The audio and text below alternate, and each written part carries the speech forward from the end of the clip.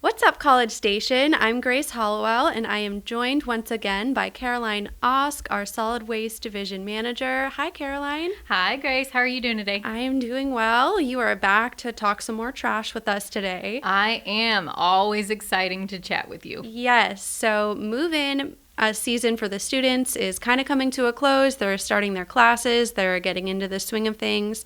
But there are a lot of new faces in town who don't know how our trash schedule works. So let's kind of explain the do's and don'ts of solid waste. Sure. So if you are in a single family home, we provide single family services. So what that means is you would receive a city assigned garbage cart, and you can find your garbage cart collection day on our app, which is called the College Station Curbside app. It is free, and we provide tips, tricks, updates, any type of service interruptions, as well as you can generate your collection days for the remainder of the year. So you can kind of get an update on that. You can also receive notifications. So if you don't remember what your collection day is or you forget to look, you can set up a notification that'll send you a push notification the night before so you remember to put out your cart.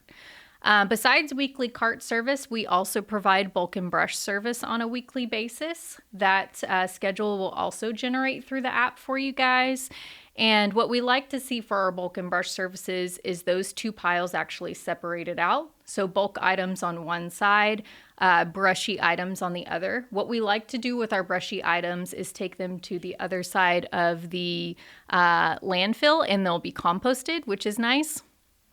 As for bulky items, if we can keep them away from any type of stationary objects, or at least 4 feet away from mailboxes, parked cars, or underneath overhead obstructions, move them away from those, and we would be happy to get them on their regular collection days. So give us an example of what a bulky item might be.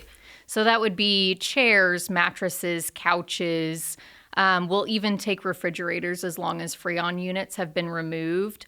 So what we like to see is there is usually a neon sticker that an HVAC technician will post on the item that we're being collected so that we know the Freon has been removed. We don't collect Freon because we only collect municipal solid waste. So Freon's considered HHW, or household hazardous waste. And you're more than welcome to bring that at our next HHW event, which will happen in October. And I'm sure we'll chat about that. Yes, get more into that later. Yes, absolutely. So that's kind of what we look for bulk and brush. And then you will receive a bi-weekly, so every other week, recycling collection, which is through a third-party vendor of ours. And that is through a blue cart, and it's a little bit larger than our trash container, but you will also be assigned a blue cart. Now, a little bit different, if you were to live in an apartment complex and you have communal containers, which are either going to be like those round, giant 300-gallon containers, or dumpsters, we would service them twice a week, and those schedules are usually not posted.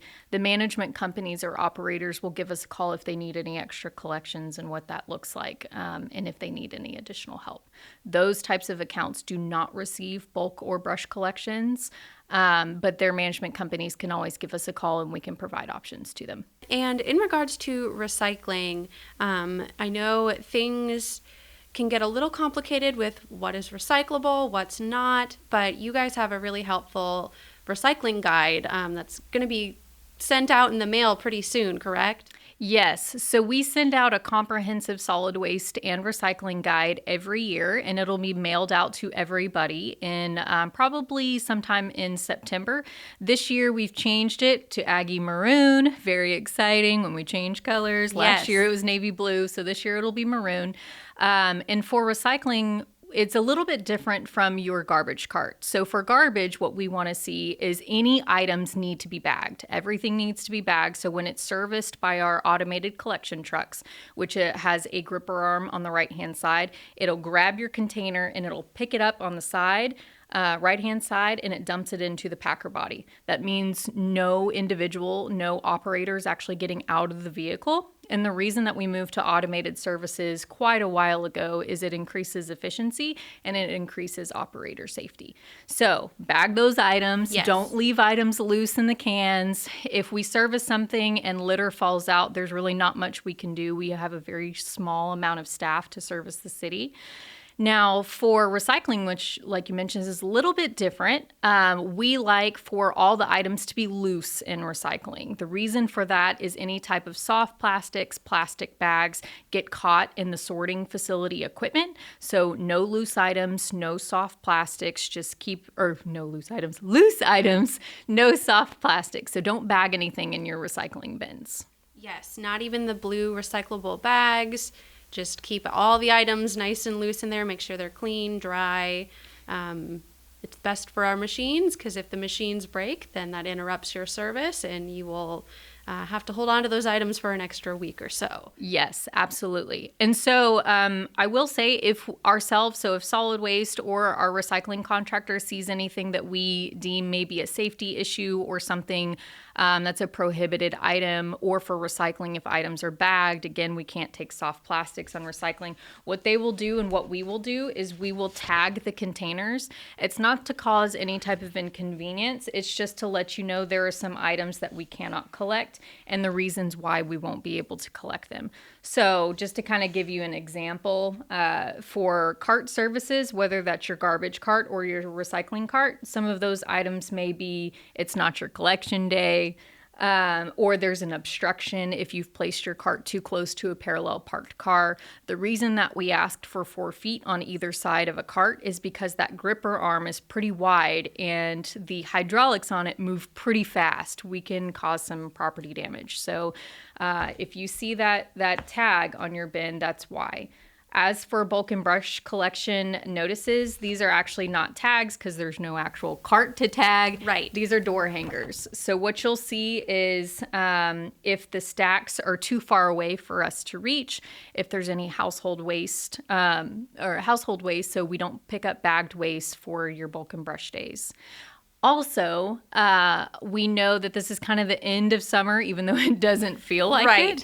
And people are starting to shut down their pools and close them off for fall and summer. So just a reminder, we don't collect pool chemicals. They're considered hazardous waste. So please don't put them out for your bulk and brush days or hide them in piles. I know the last time we talked, we had some truck fires. Yes, that was not fun. No. And we did find the cause of those is some of them having to do with pool chemicals. So wait until our HHW event to dispose of those. Right. And that event is great for even if you don't have pool chemicals, but you have cleaners or aerosols or paint or anything just laying around your garage that you've been meaning to get rid of, but you're not sure.